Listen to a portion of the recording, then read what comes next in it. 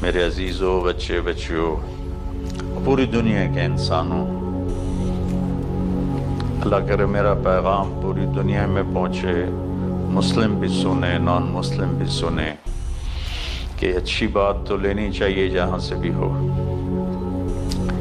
عید قربان جس کو ہم کہتے ہیں وہ قریب ہے، 5 دن 6 دن باقی ہیں۔ یہ ابراہیم علیہ السلام کی سنت ہے، اور میرے نبی نے اس کو زندہ کیا۔ بیچ کے زمانوں میں یہ نہیں تھی، اس کو میرے نبی پاک صلی اللہ علیہ وسلم نے زندہ فرمایا، اور آپ اپنے عید کے موقع پر 2 جانور ذبح فرماتے تھے، 2 دمبے، ایک امت کے لیے اور ایک اپنے لیے۔ سبحان، ایک امت کے لیے، ایک اپنے لیے۔ ابراہیم علیہ السلام سے یہ سلسلہ کیسے شروع ہوا؟ ابراہیم علیہ السلام کون ہیں؟ ان کی ہستی کیا ہے؟ ابراہیم علیہ السلام وہ نبی ہیں جن پر ساری امتوں کا اتفاق ہے۔ یہود بھی ابراہیم علیہ السلام کو کہتے ہیں ہمارے ہیں، عیسائی بھی ابراہیم علیہ السلام کو کہتے ہیں ہمارے ہیں، مسلمان بھی ابراہیم علیہ السلام کو کہتے ہیں ہمارے ہیں۔ آگے پھر یہود موسیٰ علیہ السلام پر رک جاتے ہیں اور عیسیٰ علیہ السلام کا انکار کرتے ہیں، عیسائی عیسیٰ علیہ السلام پر رک جاتے ہیں اور محمد مصطفیٰ صلی اللہ علیہ وسلم کا انکار کرتے ہیں۔ ان ابراہیم لأواہ حلیم، ان ابراہیم لأواہ حلیم، ابراہیم بہت مہربان، رونے دھونے والے تھے، اور ابراہیم کا مطلب بھی ہے مہربان باپ، مہربان باپ۔ ابراہیم علیہ السلام کی کہانی تو بہت لمبی ہے، اسے سنانے کے نہ مجھے سکت ہے، اور نہ ہی آگے جو ہم کاسٹ کرتے ہیں اس میں اتنی ہمت ہوتی ہے، تو ہم شروع ہی کرتے ہیں کہ ابراہیم علیہ السلام سے اللہ نے اپنے بچے کی قربانی کیسے لی، پیچھے سارے واقعات کو چھوڑ کر۔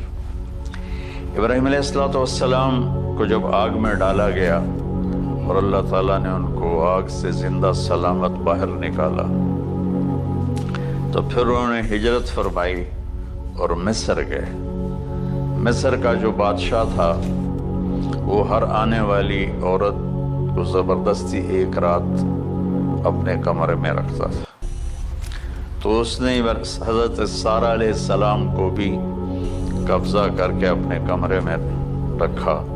جو ہی ہاتھ بڑھاتا اس کا ہاتھ سوکھ جاتا، پیچھے کرتا تو ٹھیک ہو جاتا، پھر ایسے ہاتھ بڑھاتا سوکھ جاتا، پھر پیچھے کرتا ٹھیک ہو جاتا، پھر ایسے ہاتھ بڑھایا سوکھ گیا، پھر پیچھے کیا ٹھیک ہو گیا۔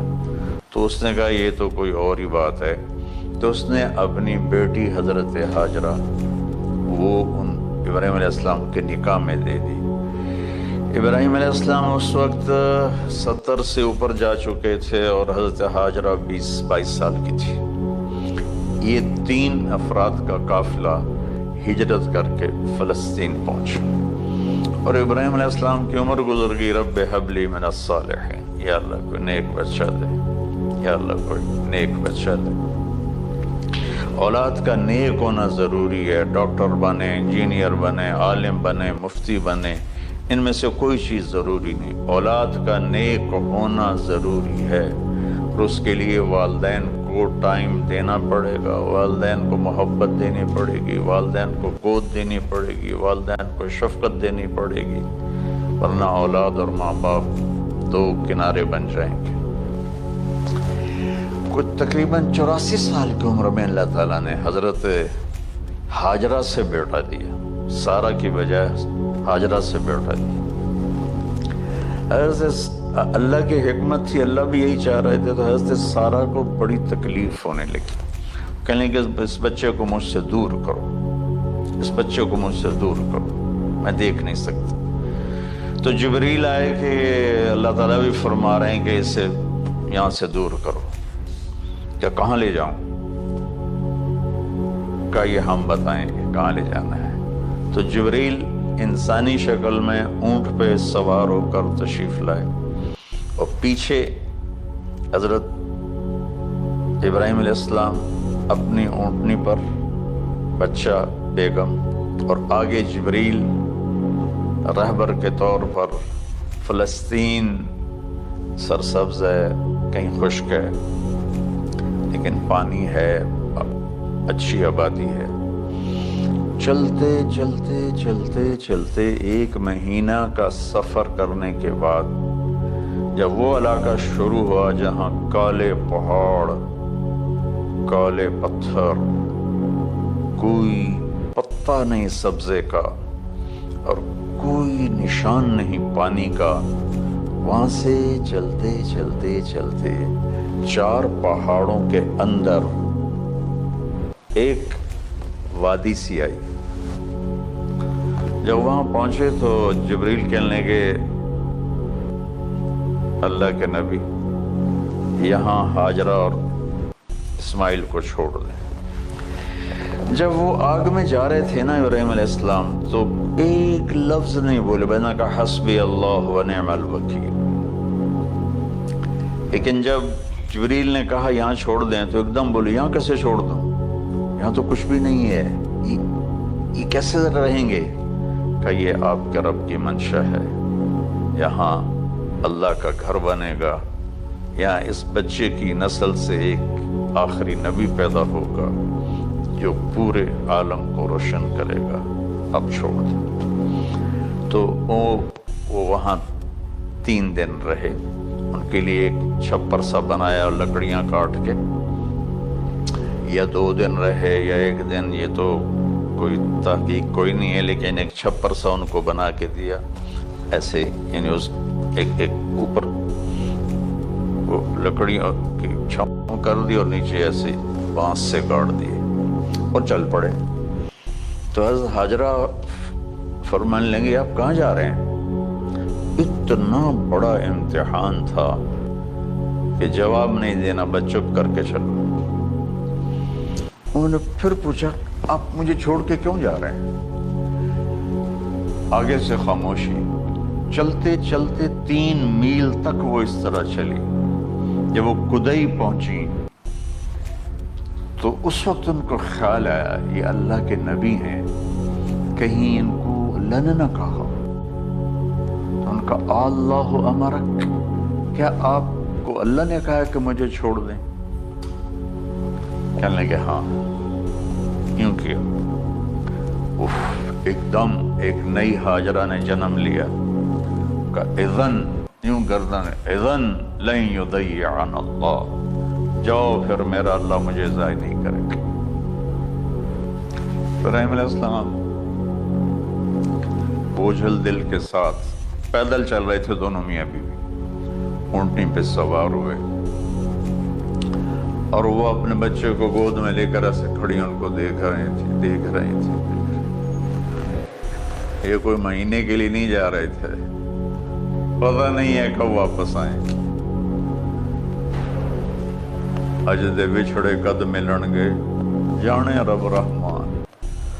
دیکھتی رہی انہوں نے ایسے پہاڑی کے اوپر چڑھے کہ اونٹ نیچے اتری، تو پھر انہوں نے منہ موڑا اور واپس اس وادی کی طرف چلی۔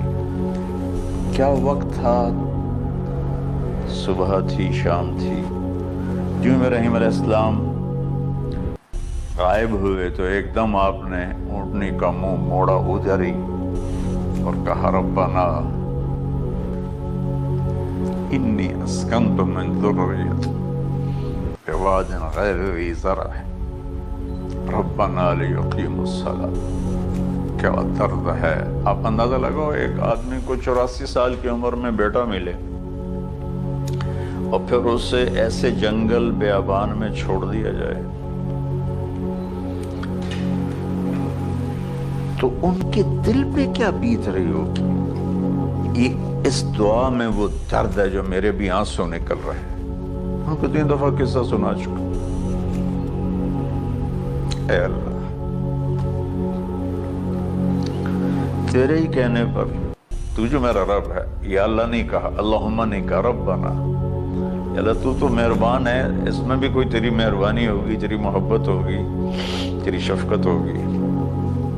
انی اسکنت من ذریت، میں نے چھوڑ دیا اپنی اولاد کو. یا اللہ میں نے وہاں چھوڑا جہاں نہ پتا ہے، نہ دانا ہے، نہ پانی ہے. تو جان اور یہ جانے. اس درد بھری دعا نے عرش کو بھی ہلا دیا تھا. اور آپ نے منہ موڑا. اس باپ کو سوچو جو ہر قدم پہ اپنے معصوم بچے سے دور ہو رہا ہے، اور اس ماں کو سوچو جو ہر قدم پہ اپنے خامند سے دور ہو رہی ہے. ابراہیم کی منزل تو آگے گھر ہے، 2 بیویاں اور ہیں. ادھر تو پتھروں کے ساتھ دوستی ہے. جب ہاجر، میں ایک دفعہ میں ایسے سوچ میں بیٹھا، میں اتنا رویا. میں نے کہا جب وہ ہماری ماں ہاجرہ وہاں اکیلی بیٹھی ہوگی، وہ چاروں طرف اونچے اونچے پہاڑ تھے، اور اندر بیٹھنے والوں کو باہر کا پتہ نہیں، باہر والے کو اندر کا پتہ نہیں. شام ڈھلی ہوگی تو اندھیری رات نے کیا ظلم ڈھایا ہوگا. کالے پہاڑوں کا اندھیرا، اندھیری رات کا اندھیرا. تارے بھی حیران ہوں گے یہ کون بی بی بیٹھی ہوئی ہے. ستارے روزانہ ہی نکلتے تھے، لیکن آج وہ ایک نیا تماشا دیکھ رہے ہیں کہ ایک معصوم شہزادی ایک معصوم بچوں کو گود میں لے کے بیٹھی ہے. کون اسے یہاں چھوڑ گیا؟ چاندنی رات تھی تو چاند بھی حیران ہو رہا ہوگا، یہ کیا ہو رہا ہے، یہ کیا ہو رہا ہے، یہ کیا ہو رہا ہے. اور وہ تنہا جان آسمان کو دیکھتی ہوگی، یا اللہ یہ میرے ساتھ کیا ہوگی. وہ رات کیسی، پہلی رات کیسی گزری ہوگی حضرت ہاجرہ پر. یہ ہمارے تبلیغ والے 3 دن کے لیے جاتے ہیں، بیویاں شور مچا دیتی ہیں، چھوڑ کے جاندے پہ وہ چھوڑ کے جاندے پہ. اس ہاجرہ کو سوچو جس پر اندھیری رات تھی اور اسے کچھ پتہ نہیں تھا میرے ساتھ کیا ہونے والا ہے.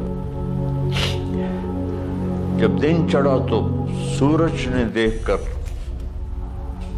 اس کی آنکھیں پھٹ گئیں کہ یہ کیا ہے. وہ تو کسی پہ رحم نہیں کرتا. اس کی آگ نے پتھروں کو تپایا،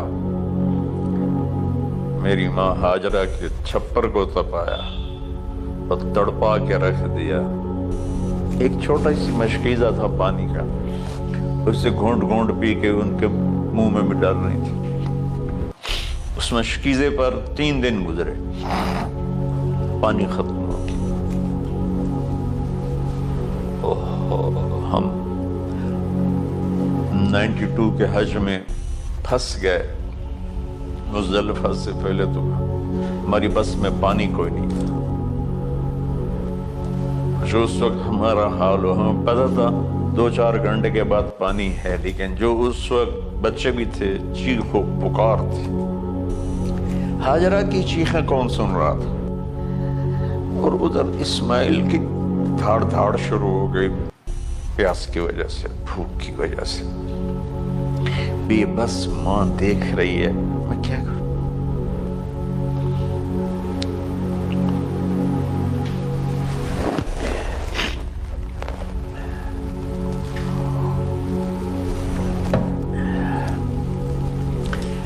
میں قطر میں تھا جماعت میں، تو مجھے یہاں کندھے میں درد ہوا. میں ہاسپٹل گیا، ایمرجنسی سے انہوں لے کر گئے. ایک بچہ تڑپ رہا تھا اس میں، جو ہاسپٹل کا بیڈ ہوتا ہے چھوٹا سا. اس کی ماں ٹیک لگا کر نا اس طرح اس کو یوں دیکھ رہی تھی. مجھے نہیں پتا وہ کون ہے، مجھے نہیں پتا اس بچے کو کیا ہے، لیکن آپ یقین مانیں یہ جو میرے آنسو ہیں اس عورت کی وجہ سے، کہ جس خاموش ساز خاموش فریاد سے معمور ہے. نالا اگر لب پہ آتا ہے تو مجبور ہیں ہم.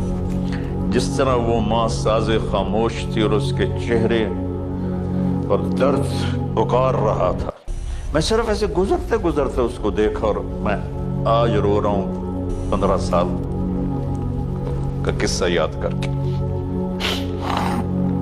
تو ہاجرہ کے چہرے کو کون پڑھنے والا تھا؟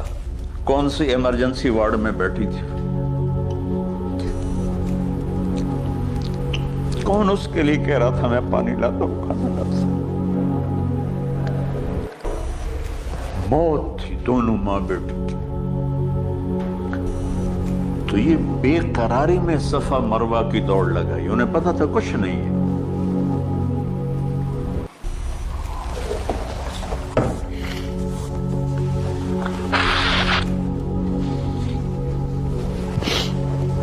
انہیں معلوم تھا کچھ نہیں ہے، لیکن وہ اس کو تڑپتے دیکھ نہیں پا رہے. تو بھاگیں صفا پہ چڑھی. ادھر دیکھ ادھر دیکھ، ابھا دیکھا لمحہ دیکھا، ڈٹھی دل کو دیوان ٹیکا، سجن مل سم کے مر پوسا. یہ ہماری سرائکی کے شاعری ہے. مشرق دیکھتی ہوں، مغرب دیکھتی ہوں، دائیں بائیں دیکھتی ہوں، کوئی ہے میری فریاد سننے والا. یہ حالت تھی اس وقت ام اسماعیل کی. نیچے اتری جہاں وہ ٹیوب لائٹس آتی ہیں، وہاں وہ نیچے ہو گئے اور بچہ غائب ہو گیا. تو دوڑ لگاتی. مصر کی شہزادی اور مکے کے نوکدار پتھروں کے اوپر دوڑ رہی تھی. جب بچہ نظر آیا پھر سب آہستہ ہو گئی. پھر مروہ پہ چڑھی، پھر صفا پہ چڑھی، پھر مروہ پہ چڑھی، پھر صفا. مجھے لگتا ہے صفا مروہ بھی رو رہے ہوں گے اس وقت، اور مکے کے پہاڑ بھی رو رہے ہوں گے. سورج بھی اس وقت رو رہا ہوگا. آخر وہ مروہ پہ تھک کے گر گئی. یہ نہیں کہ انہیں 7 چکر لگانے تھے. 7ویں چکر کے بعد ان کی ہمت جواب دے گئی. وہ گر گئی اور ان کا جینا چاہا کہ میں بچے کو اپنے سامنے مرتا دیکھوں.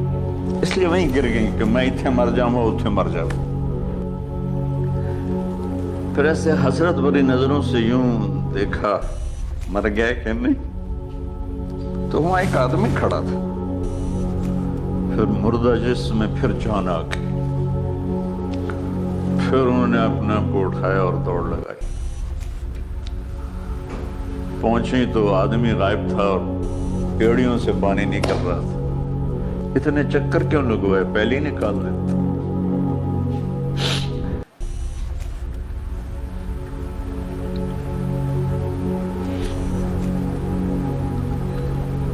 عاشق ہوں میں عشق کماں میں، دل رکھیں وانگ پہاڑاں ہو.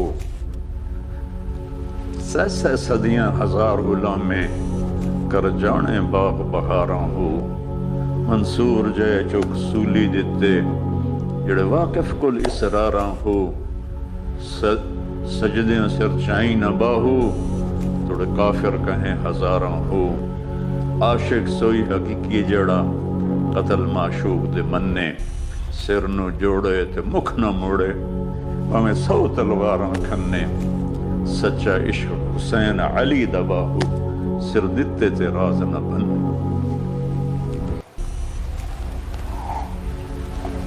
کوئی ابراہیم کا گلہ نہیں، شکوہ نہیں. یہ 7 چکر اور تڑپ اور درد، اس کے بعد پانی کیوں نکالا؟ پہلے کیوں نہیں نکالا؟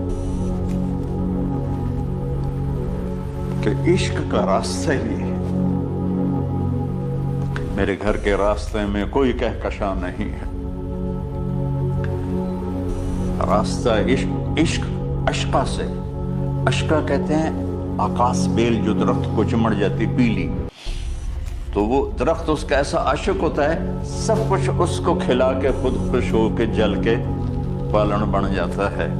اس سے اشکا ہے کہ عشق ایسی چیز ہے، عشق تے آتش ڈوہیں برابر اتے عشق دا تاؤ دا کھیڑا،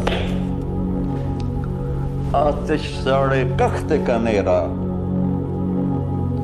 عشق ساڑے دل جڑا. خواجہ غلام فرید صاحب کی شاعری سنا رہا ہوں کہ عشق میں بھی آگ ہے اور لکڑی میں بھی آگ ہے. لکڑی کی آگ خس و خاشاک کو جلاتی ہے اور عشق کی آگ دل کو جلا کے برباد کر دیتی ہے.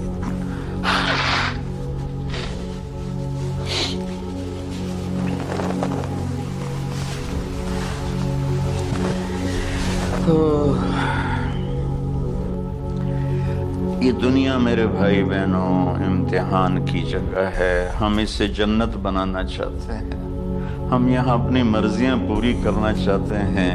اللہ کی قسم، اللہ کی قسم، اللہ کی قسم، جس نے اپنی مرضی پہ چلنا شروع کیا وہ تباہ ہو گیا. جو اللہ رسول کی غلامی کے دائرے میں آیا وہ کامیاب ہو گیا.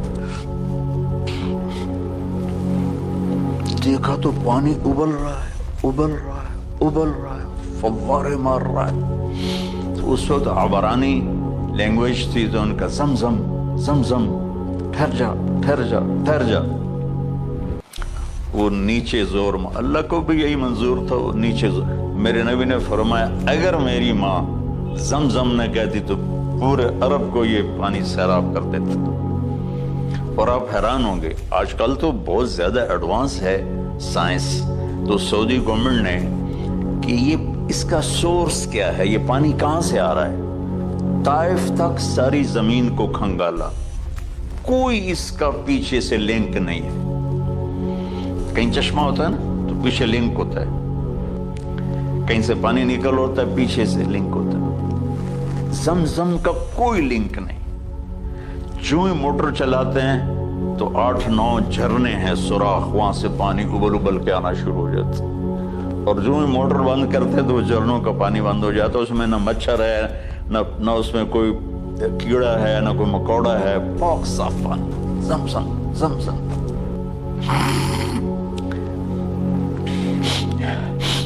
جتنا اونچا بنانا ہو بلڈنگ اتنی گہری بنیاد.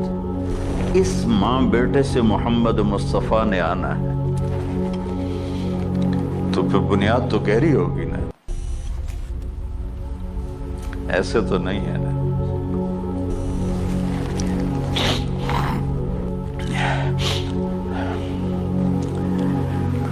تو چونکہ محمد مصطفیٰ صلی اللہ علیہ وسلم کو اس بچے اور اس ماں سے اللہ نے وجود دینا، پیچھے ابراہیم والد ہیں دینا. ابراہیم علیہ السلام کی نسل میں 4000 انبیاء آئے، بنو اسرائیل میں 4000، اور حضرت اسماعیل علیہ السلام کا ایک ہی جو 1.25 لاکھ پہ بھاری نہیں ہے بلکہ کل کائنات پہ بھاری ہے اللہ کے بعد. تو اس لیے پسائی ہوئی یہ جو بناتے ہیں اپنی باڈیز، وہ اپنی کتنی پسائی کرتے ہیں، وزن اٹھاؤ دوڑو، وہ کیا کیا اپنے آپ کو مشقت میں ڈالتے ہیں، تب جا کے وزن وہ نکھر کے آتے ہیں. یہاں کوئی آبادی نہیں تھی. یمن سے لوگ جاتے تھے شام تجارت کے لیے. تو قبیلہ جرہم کا گزر تھا، پانی نہیں تھا، تو وہ پانی کی تلاش میں تھے. انہوں نے پرندے دیکھے، کہنے کہ پرندے تو پانی پر آتے ہیں. انہوں نے 2 آدمی بھیجے، آگے دیکھا ایک خاتون ایک بچہ اور کنواں تو نہیں تھا، پانی چشمہ. تو وہ سارے آئے اور کہا کہ بہن ہم یہاں ٹھہر جائیں. اب ٹھہرو لیکن پانی میرا. ان کا ٹھیک ہے پانی آپ کا ہے. تو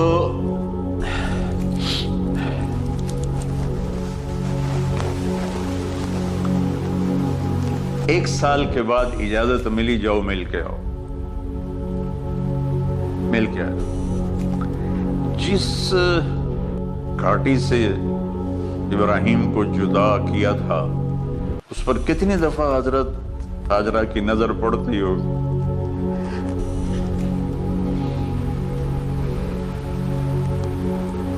اگر آپ اس کو فیل کریں تو یہ قصہ بیان ہی نہیں ہو سکتا، بس رونا ہی پڑے گا. اور خاص طور پر آج کے دور میں جب کوئی اللہ کو کی ماننے کے لیے تیار ہی نہیں ہے، کوئی جہنم سے ڈرنے کے لیے تیار نہیں، کوئی جنت کی طلبگار نہیں. 1 سال کے بعد اونٹنی کا سر نظر آیا تو دل اچھل کے آسمان کو جا لگا کہ میری آنکھوں کی ٹھنڈک آ گئی، میرے سر کا سایہ آ گیا، میرے بیٹے کی چھاؤں آیا. وہ اونٹنی بٹھائی، کہا تشریف لائیے. کہنے کے اترنے کا حکم نہیں ہے، صرف مرغا.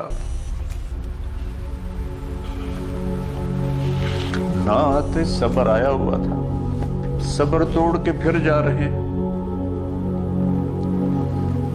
تو اف نہیں کی، آہ نہ کر لبوں کو سی، زخم پہ زخم کھا کے جی، اپنے جگر کا لہو پی، آہ نہ کر لبوں کو سی، عشق ہے دل لگی نہیں، سینے پہ تیر کھائے جا، آگے قدم بڑھائے جا، یعنی زبان حال سے کہہ دے اس کے ہاں ستائے جا. کوئی شکوہ گلا نہیں ہے، یہ کیا ملنا ہے، نہ آتے وہیں بیٹھے رہتے. کہنے لگے اچھا بچہ گود میں دے دوں گا. سینے سے لگا، پیار کی، بہتے آنسو بچے کے رخسار پہ گرے. بچوں کو پتہ نہیں کون ہے. کہنے لگی اجازت ہے آپ کا سر دھو دوں، منہ دھو دوں، پاؤں دھو دوں، ہاتھ دھو دوں، یہ پانی پاک ملا ہے. ٹھیک ہے.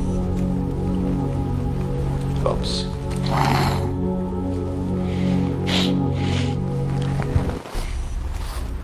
فلما بلغ معه السعي، جب وہ بچہ بھاگنے دوڑنے لگا، دل میں اتر گیا، نظروں کو بھا گیا، تو خواب آنے شروع ہوئے. قیمتی چیز قربان کرو، جانے کتنی بکریاں قربان کر دی. پھر خواب آیا قیمتی چیز قربان کرو، پھر گائے قربان کر دی، عدد مجھے یاد نہیں ہے. پھر خواب آیا قیمتی چیز قربان کرو، اونٹ قربان کر دیے. پھر خواب آیا قیمتی چیز قربان کرو، تو پھر خیال آیا کہ یہ اسماعیل کی طرف اشارہ ہے. 1500 کلومیٹر ہے، 1 مہینے کا اونٹ کا سفر ہے. چھری لے کر ایک باپ بچے کو ذبح کرنے جا رہا ہے. اس مہینے کے ہر منٹ نہیں، ہر سیکنڈ میں اس کے دل پہ کیا گزر رہی ہوگی، کس لیے جا رہا. ساری دنیا پھرتے ہیں، جب گھر واپس آنے کا ہوتا ہے تو خوش ہو رہے ہوتے ہیں کہ پاکستان جا رہے ہیں، پاکستان جا رہے ہیں. کتنی دفعہ اللہ نے دنیا پھرائی. یہ اور اس باپ کی عمر 92 سال ہو چکی. 92 سال مولانا صاحب. اس کی اونٹنی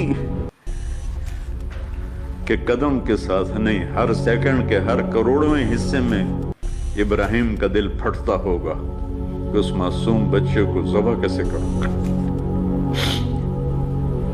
اللہ کی مان کے دکھا دی. اللہ نے تو ہمیں دین ہی آسان دیا ہے، ہم سے تو نہیں بچوں کی قربانی مانگی.